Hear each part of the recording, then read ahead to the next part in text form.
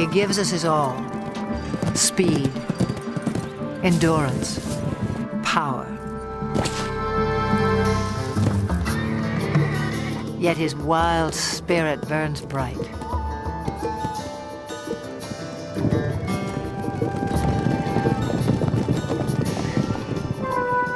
Spark of ancient myth, pride of king and conqueror. He was the backbone of civilization. History was forged to the beat of his hooves. Even now, he still lays claim to the heart, with all the bold beauty that is the horse.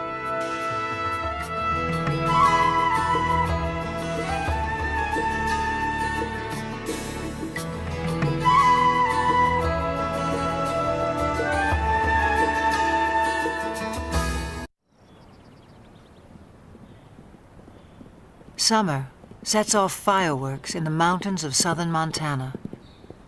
Spurred by heat and hunger, wild horses converge on the cool green heights, and sparks begin to fly.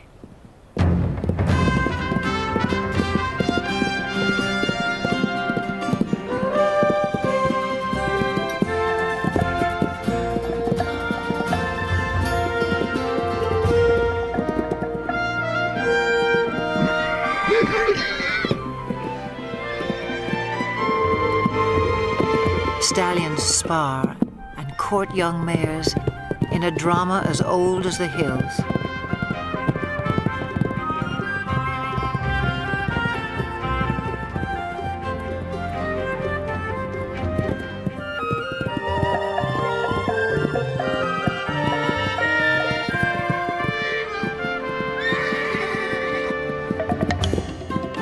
The Mustang has become a symbol of the American West. But some say he's a newcomer to these parts, even a trespasser. The truth is tangled in the long and winding history of his kind. It began some 60 million years ago in the forests of North America.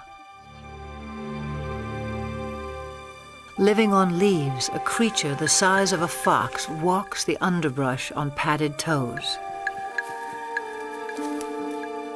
In time, forests give way to grassy plains. Legs grow long and toes become nimble hooves in a body built for speed. About 1 million years ago, the first true horses spread across land bridges to Asia and Europe. Their numbers swell, then slowly decline, perhaps due to climate change or the impact of a two-legged predator. To Ice Age hunters, the herds must have seemed inexhaustible, but by 8,000 years ago, horses were extinct in the Americas and dwindling elsewhere into memory and myth.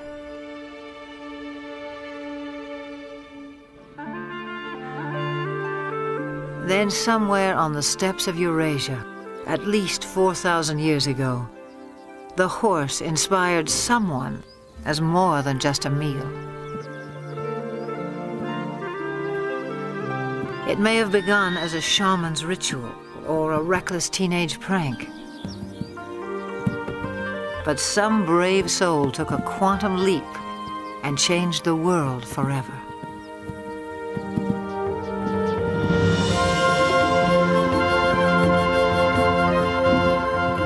The horse utterly changed our sense of distance and speed. He carried us forward in space and time and made our world smaller. Great equestrian cultures arose and thundered across antiquity. Today, most have vanished, but here on the steppes of Mongolia, little has changed since the time when the horse became a way of life. Nomads still measure their wealth in livestock and move vast herds with the seasons.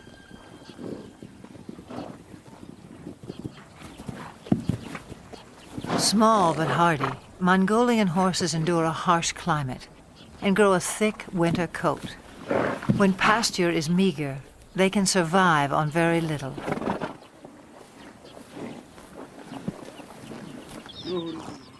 Mongolian nomads also herd sheep, goats, and cows, but horses are their greatest pride. Revered, they are largely reserved for riding, and one other important role. Mongolia's national drink, called arak, is fermented mare's milk. Life in the saddle begins early, in keeping with a local proverb. A Mongolian without a horse is like a bird without wings.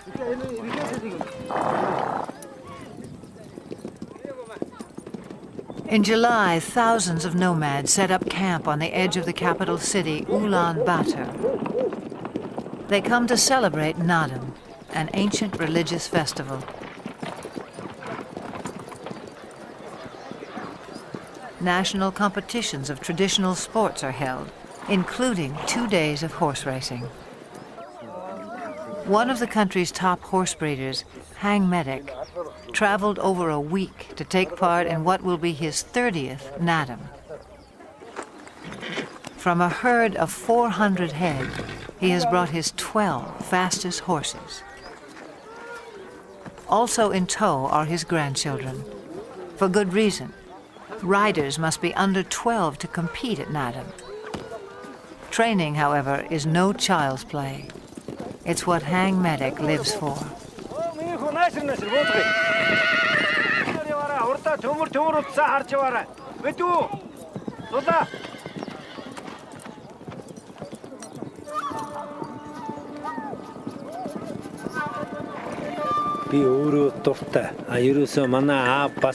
Horse training is a passion. My father was a great trainer, and he passed that on to me. It's the same for most Mongolian people. We compete at Naadam to see who has the best horse, and because we're so proud of our horses. A fine racehorse is a symbol of good luck and happiness.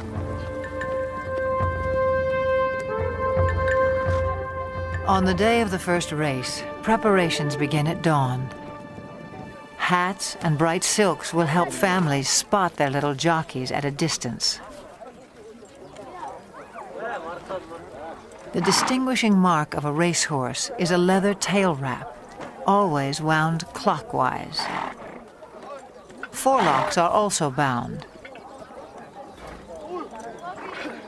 Hang Medic enhances the look with a charm bearing Mongolia's national emblem. He has high hopes for this young stallion. With an offering of mare's milk, Hang Medic's wife invokes the sacred powers of nature to bless horses and riders.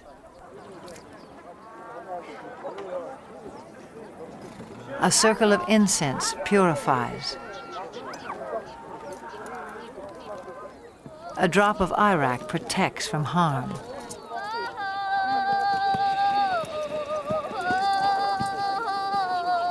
An ancient Buddhist chant rings out for luck.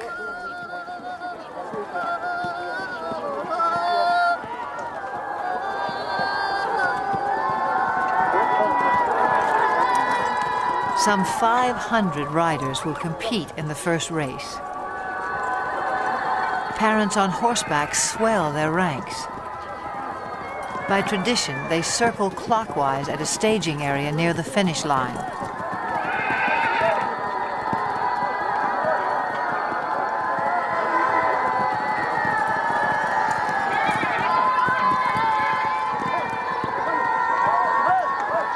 But the running of the race is not yet at hand. The starting point lies more than 15 miles away in the open steppe. To reach that point at a walk will take the racers some 3 hours, which leaves time to kill for everyone else. Nomads like Hang Medic take the moment to catch up with old friends and trading partners. For people who live much of the year in relative isolation, there's also the irresistible allure of new faces.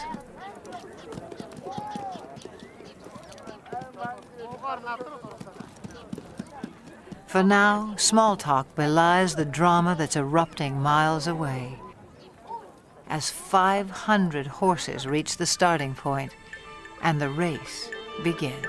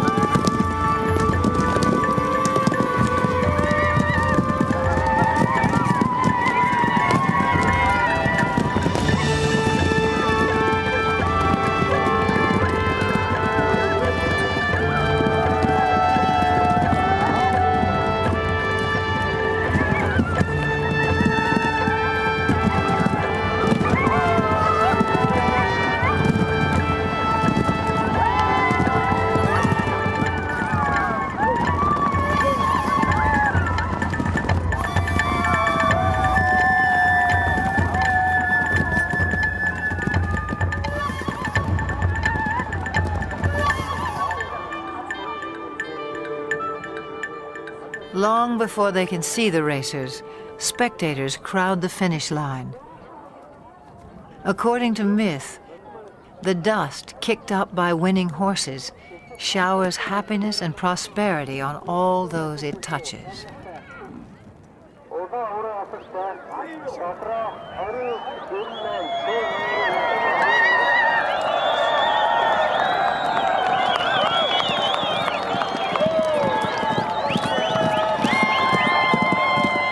Front-runners have been galloping for nearly 30 minutes. By Western standards, this might qualify as an extreme sport.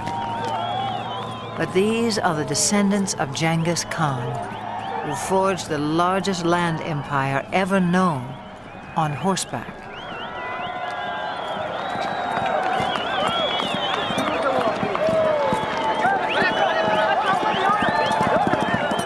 The blue sash of victory goes to the first 5 horses.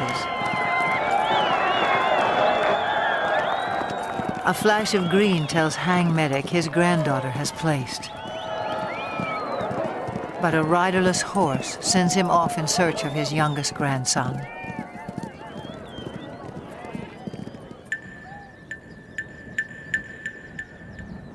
After an initial flurry, racers trickle in for another hour.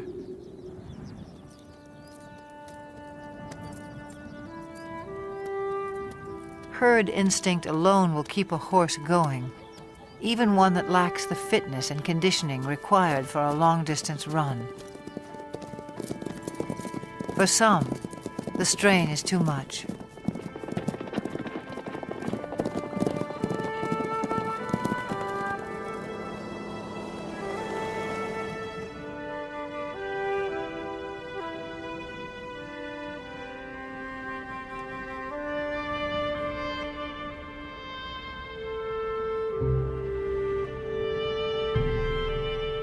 When a horse dies on the racetrack, the trainer is dishonored.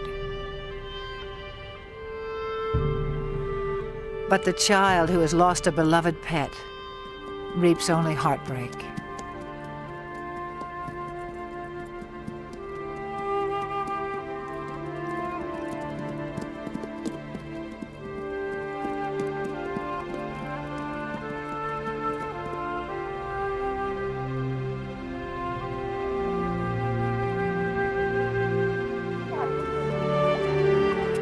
A fall near the starting point dashed the hopes of Hang Medic's grandson. His horse is safe, his bruises minor, but his 6-year-old pride will sting until the races are over.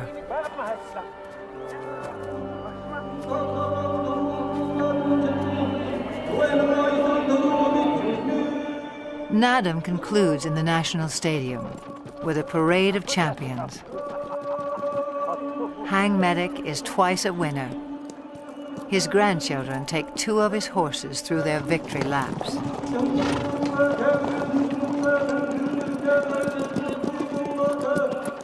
A herald sings the praises of the winning horses.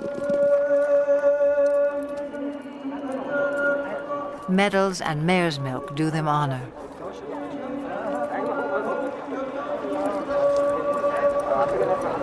But for each little rider, the highlight is a kiss from the president of Mongolia.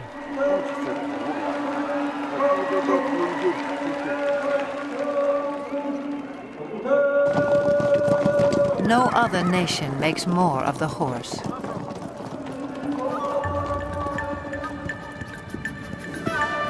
Fiery steed, faithful servant. He is all good things to the Mongolian people. In return, they may succeed in saving the last truly wild horse on Earth. Before the rise of civilization, his kind ranged throughout Asia and Europe. Alert and aggressive, they were elusive prey with their camouflage of tawny coat, their upright two-toned mane. These horses were already rare in 1878, when Russian explorer Nikolai Przewalski returned from Mongolia. He carried a skull and hide that would prompt the announcement of a new species.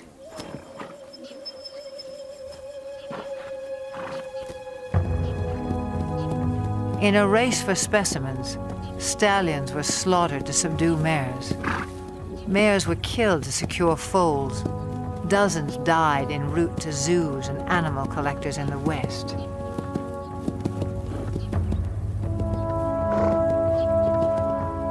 Przewalski's horses were last sighted in the wild in the 1960s. A decade later, fewer than 300 survived, in captivity only. This endangered species was declared extinct in the wild.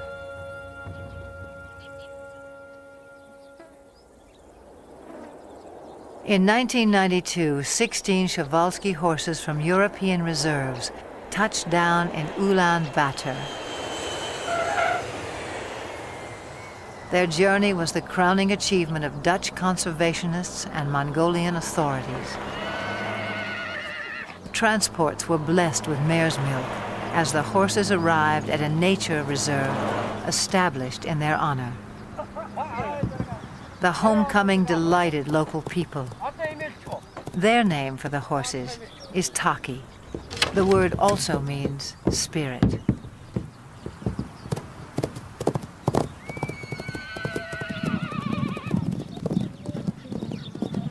Today, some 80 free spirits roam 120,000 acres under watchful eyes.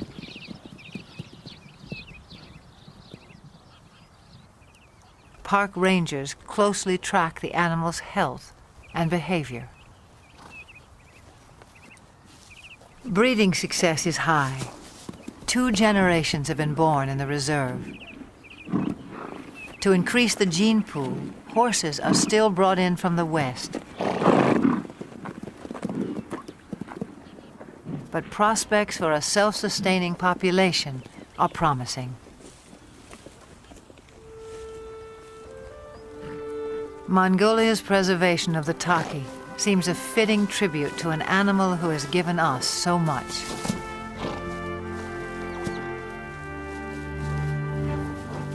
Domesticated, the horse revolutionized our world, but in the process, he was also transformed.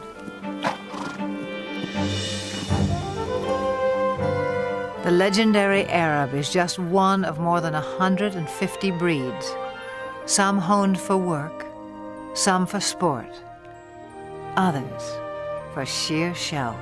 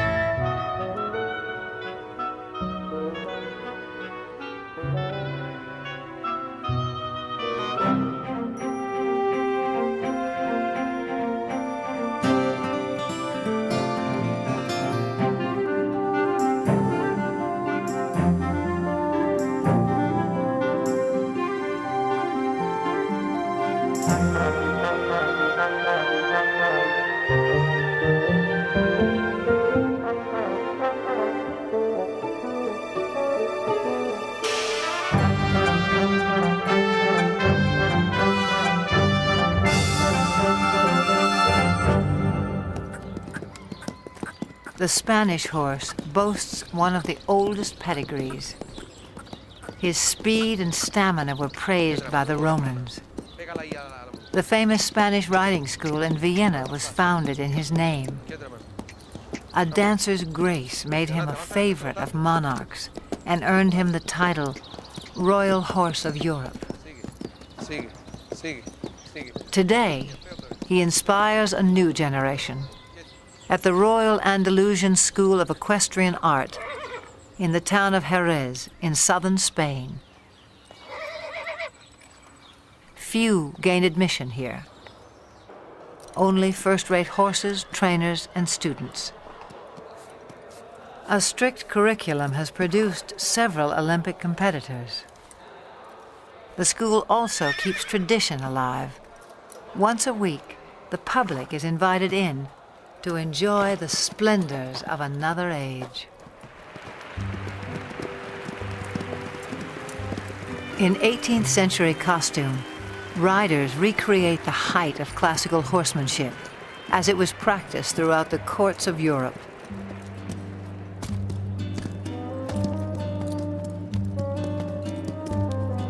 Most spectacular are the airs above the ground.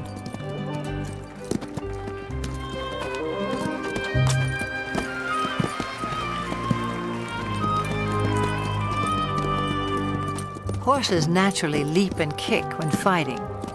Centuries ago, cavalry mounts were trained to perform these moves in battle.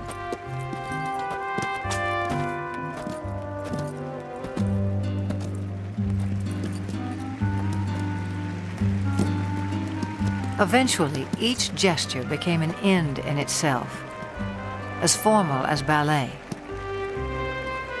A supreme effort, the capriole demands vertical loft, virtually in place.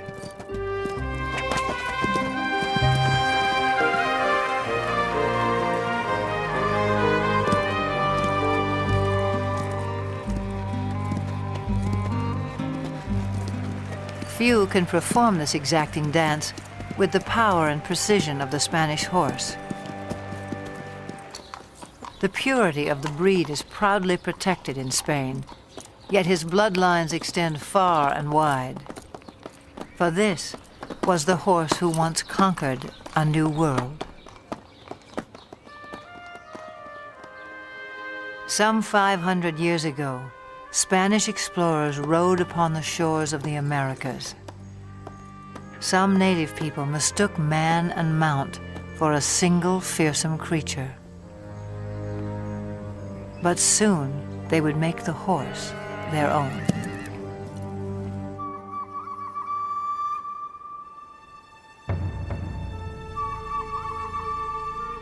Through stealth and trade, Native Americans embraced the horse. It was said they came to each other like long-lost brothers.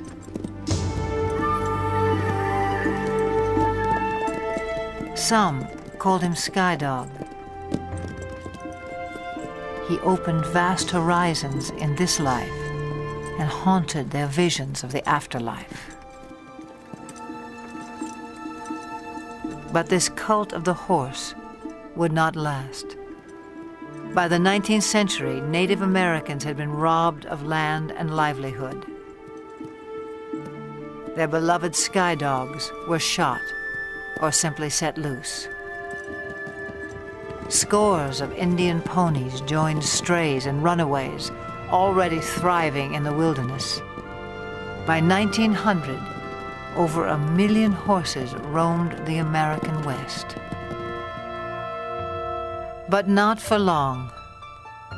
To make way for cattle and sheep, public lands were cleared of animals considered worthless pests. They were slaughtered by the thousands for pet food, fertilizer, and mere sport.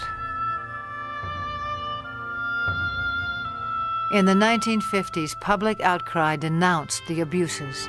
Still, numbers had dropped below 20,000 by 1971, when a federal law was finally passed to protect the wild horse. as a living symbol of the pioneer spirit of the West.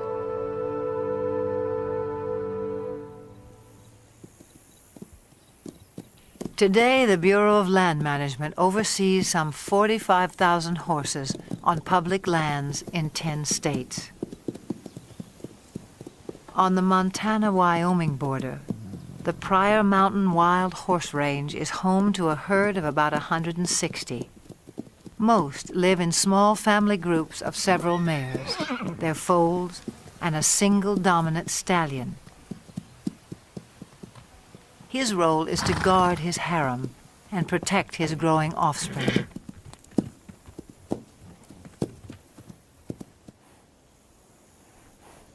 This stallion, known as Raven, is one of the most dominant on the range. A heap of fresh droppings called a stud pile alerts him that potential rivals may be in the vicinity.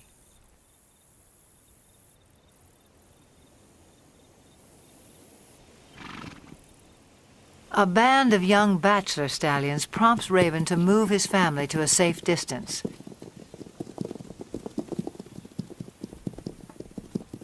Then he advances on the intruders, and confrontation becomes inevitable.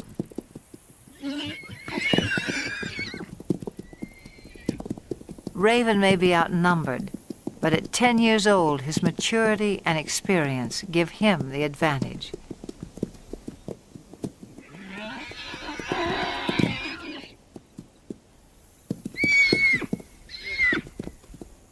As he enters the fray, his band stays put on the sidelines.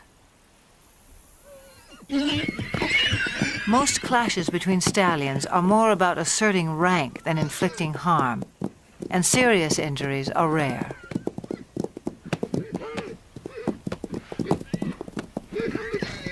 In the end, the bachelors move on unscathed but chastened, and Raven returns to his mares.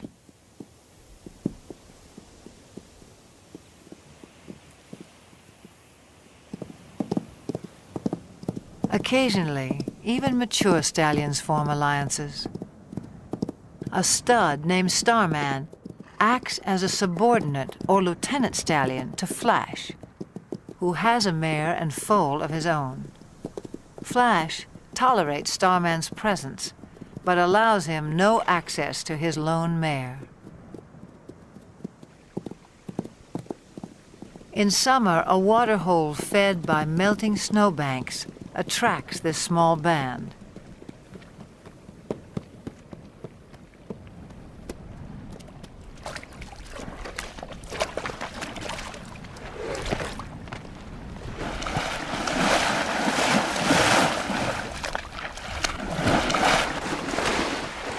The mare enjoys a soothing mud bath, while her 3-month-old foal plays with the idea.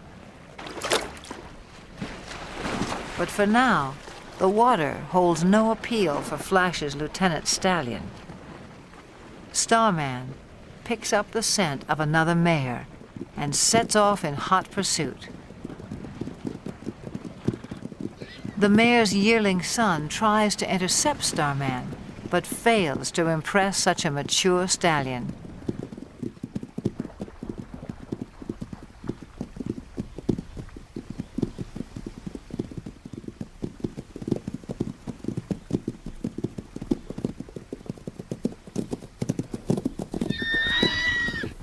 This mare's own stallion must be just out of sight, a boon for Starman.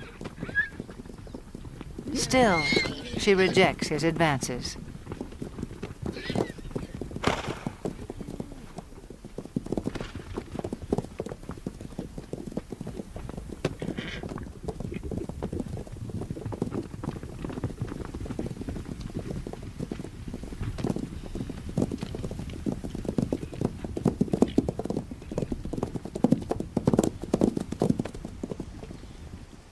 In the end, she gets away, and Starman can only observe the tactics of a more successful suitor.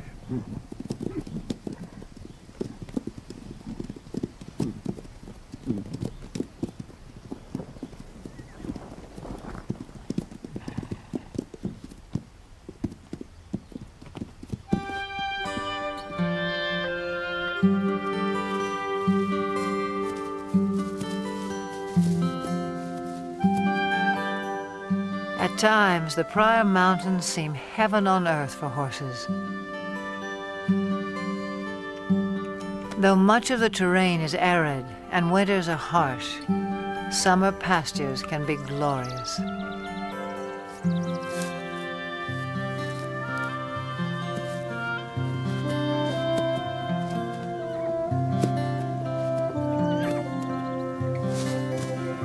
The horses have few predators to fear. Most were eliminated by ranching and land development. With high fertility rates, the horses' numbers can increase by 10, even 20% a year.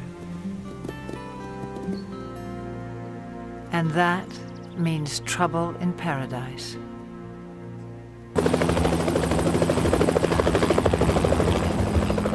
In the last 3 decades, the Bureau of Land Management has removed more than 100,000 wild horses from the range. The roundups are intended to protect public lands from overgrazing and ensure the health of the herds.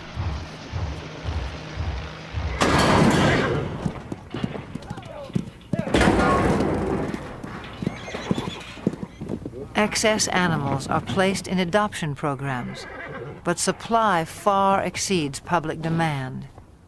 Horses deemed unadoptable live out their days in holding pens. Even now, the fate of America's wild horses remains an open-ended question.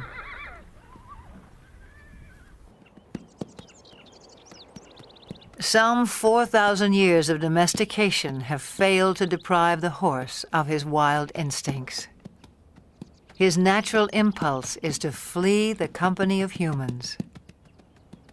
Brian Newbert makes a living not breaking, but in his words, starting wild or green horses. This 2-year-old quarter horse stud, born on the open range, has never been handled. On his ranch in Northern California, Brian is about to make first contact.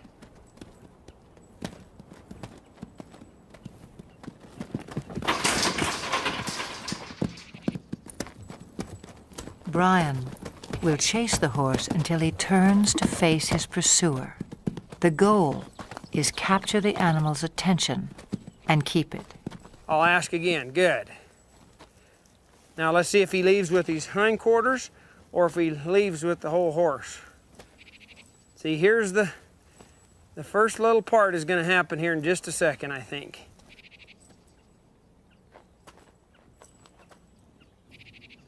Subtle shifts of body language keep the horse focused on Brian. If his attention wanders, I might see if I can get another step closer. As long as he's doing that, I'll just let that soak in. And I'll take another step. And I'll take another one here. He's having trouble with it, but he's trying.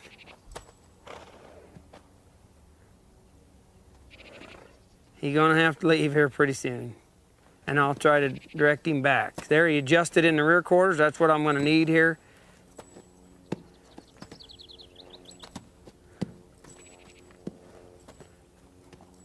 Within about 15 minutes, the young stallion has mastered the maneuver. Now Brian presents a new challenge. I might do just a little swinging here and see if he can stand that. And I'll see if I can put that on there without hitting him in the face. And I'll just, as I come forward, just let that go. And it's kind of scary.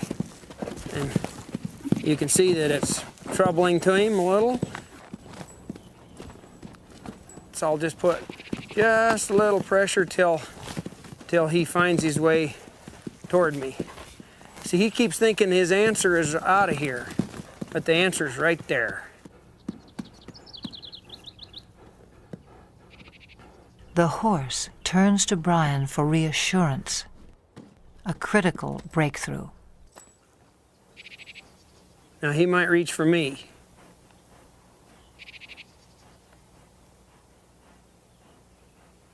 Let's see if...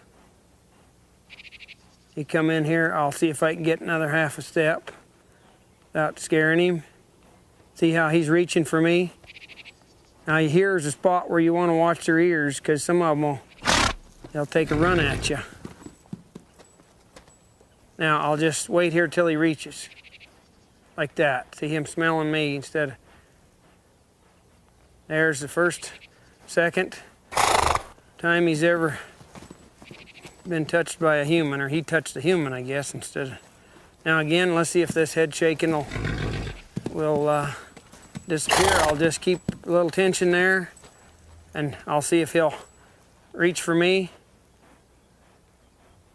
And pretty soon I'll reach for him, like right there. We sort of met one another. A little bit of touching there.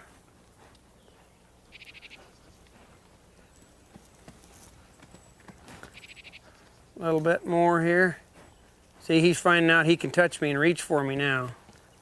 In a horse, there's a spot in there where they can just turn loose emotionally. You can see in their eye and their face a change that comes over them.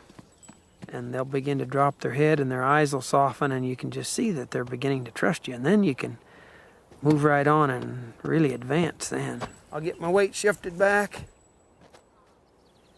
He's feeling a whole lot better about things now. He's finding out I can touch him and he won't get hurt. Less than half an hour after the first touch, Brian tests the saddle. It's kind of important to swing this on so that it doesn't hit him.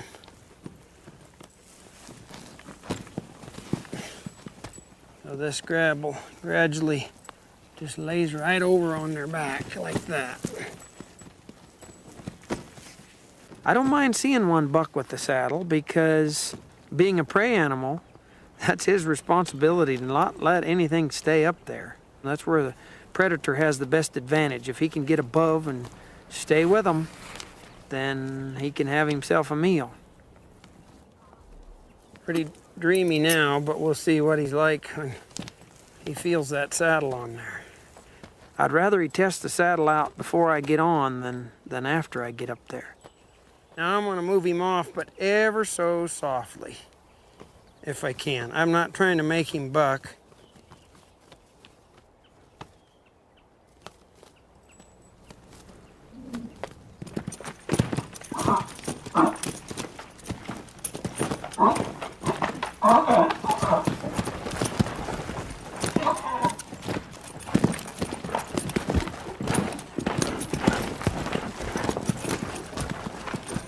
Okay, maybe I'll give him a little consoling. Did you get scared, Bolly?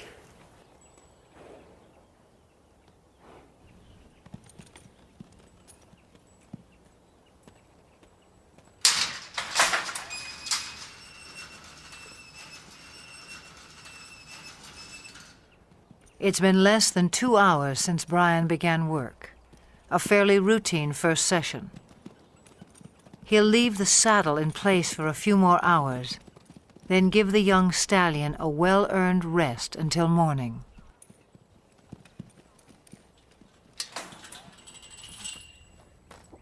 Yesterday's fear gives way to recognition and trust. Today will be another turning point. Social animals feel safest in a group. As a comfort to the young stallion, Brian has corralled several other horses.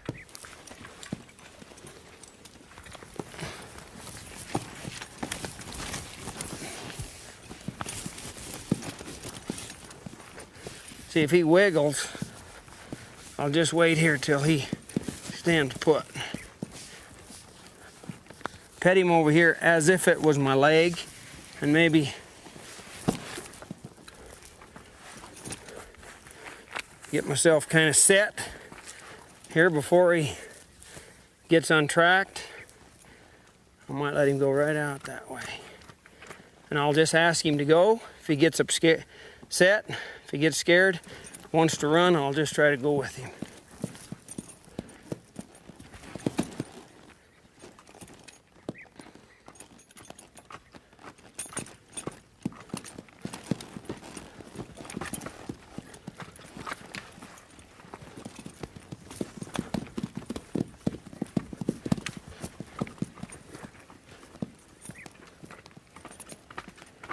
People ask me about this new way of working with horses. As far as I know, it's been around as long as there's been horses and man interacting with one another. I don't know how the first man could ever got on a horse for the first time without having something working for him.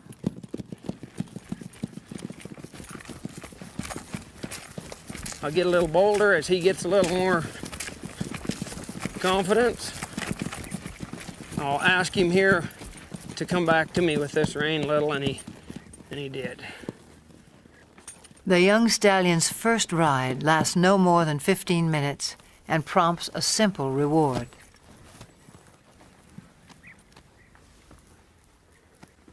Hey, kid. This just kind of soothes them sometimes. Give them a little hugging. This is a place where a lot of them just can't stand you have you that close. And if you can show them that it's okay to be this close, why, it's a real relaxing, soothing kind of thing for them. They really have to trust you.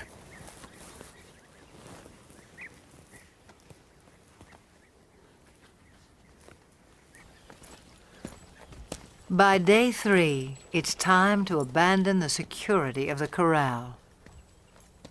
A whole new life is beginning for the young stallion. You get so you can trust me a whole lot more today, I see. And Brian is left to ponder an age-old mystery about the nature of horses. I often wondered how in the world would they allow somebody to get up on their back and guide them around. They'll take us miles and miles till they're totally, tired, pull wagons and pack loads and all kinds of things, when actually they could kick us or hurt us or buck us off any time, and yet they'll just work their hearts out for us if it's presented to them in a way that they can understand. Pretty special animal, really. Special indeed. No more than 60 years before the first moon landing, the world was driven by horsepower. Every sector of the economy relied on him. Transport and trade, industry and agriculture. No creature served us better in the building of civilization or its occasional overthrow. For millennia, the war horse prevailed in battle. If not for a horse, would Alexander have been great? Who can imagine Attila the Hun or Napoleon on foot? Over 1 million horses served in World War I. Nearly a third died. In World War II, tens of thousands perished in a battle of bullets and bombs. The age of horsepower was over. And yet there are more horses in the world today than during the 1800s, some 62 million. In an age of technology, perhaps we yearn all the more for the touch of something wild.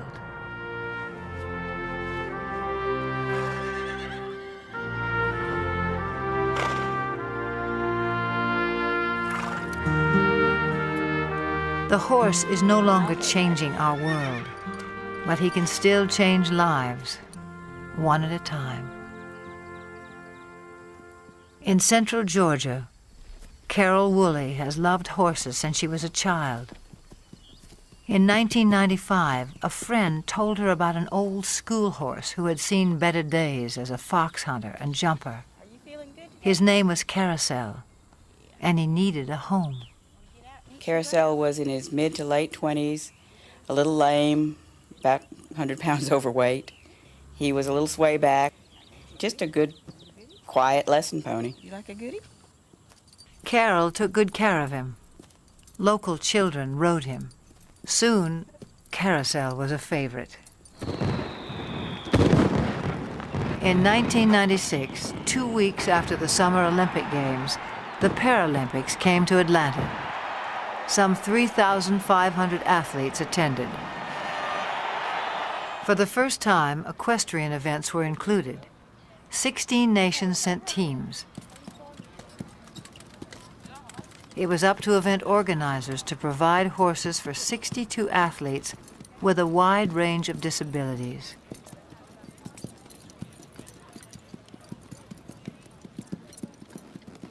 Each would be judged on precision, smoothness, and harmony of horse and rider while performing a set pattern in the arena. A call went out to horse owners for calm, well-trained mounts. Carol Woolley volunteered 2 of her younger horses, but games officials were desperate for more. She thought twice, then sent for old Carousel as well. After a checkup, he was quickly put to the test. Later in the day, they called him for Denmark, and I met Britta Anderson, who's a very small woman in a wheelchair, and I thought to myself, there's no way she's going to ride this pony.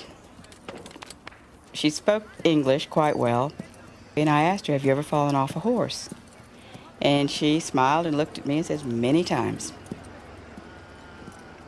Far from falling, on the day of competition, Britta and Carousel took Carol by surprise.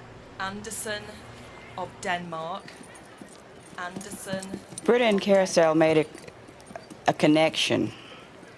He knew exactly what she wanted, and she knew how to get the most out of him. And he loved her.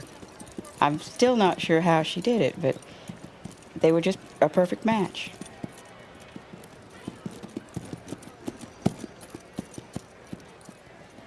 The judges agreed. The pair took first place in their division and received the highest score of all the competitors.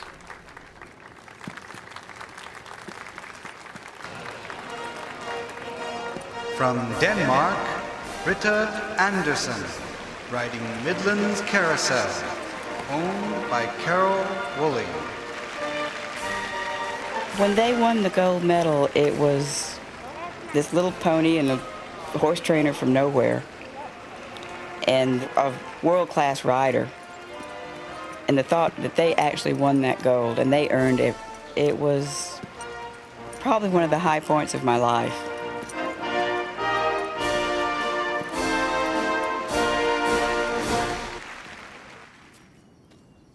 By the time she returned home, Carol had decided to start a therapeutic riding school. Would it be easier to face the other direction to get off? I think so. Horseback riding can improve balance and muscle tone, as well as a sense of independence and self-esteem in people with all sorts of disabilities. For Carol, there's no greater reward than to see someone like 13-year-old Sarah take her first ride. We got you now, kid. You're riding, kid. You're riding. You want your back? When you take a child out of a wheelchair and put him on a horse, he's immediately taller. The walk of a horse mimics the same movement you get to actually walk on your own legs. It gives them a freedom of mobility. It gives them control over something that they may have never known before. They can control where they're going.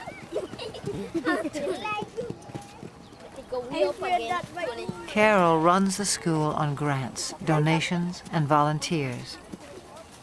And Carousel heads her fleet of gentle horses past their prime. In August of 1998, at a regional show for riders with disabilities, Carol decides to send Carousel into the arena one last time. 9-year-old Sean Donaldson, one of Carol's top students, has never competed before. It's a breathless moment for his parents. Make your old man proud. You got a good horse on him, though. Knows what to do. Young boy and old horse are picture perfect and take a blue ribbon. In first first place, Sean Donaldson from Carousel. A first for Sean, a final trophy for Carousel.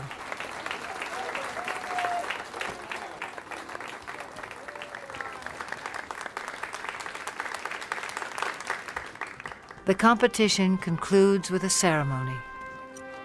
As a symbol of retirement, Carol removes the saddle from a little horse of unknown breeding who has meant so much to so many.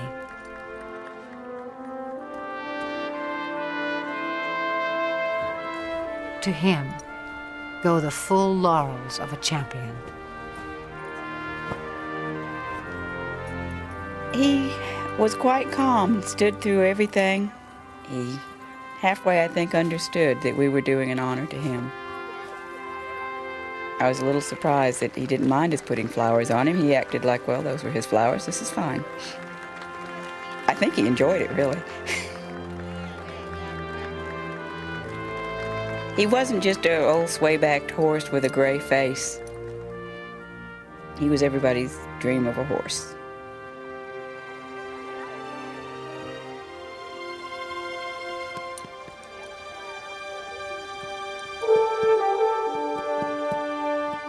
He's served everyone that's ever owned him, every place he's been.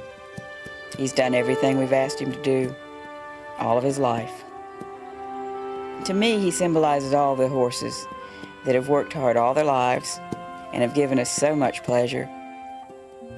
He's a fairy tale of a horse, but there's probably thousands of them out there just like him. I guess he's the poster child for all of them.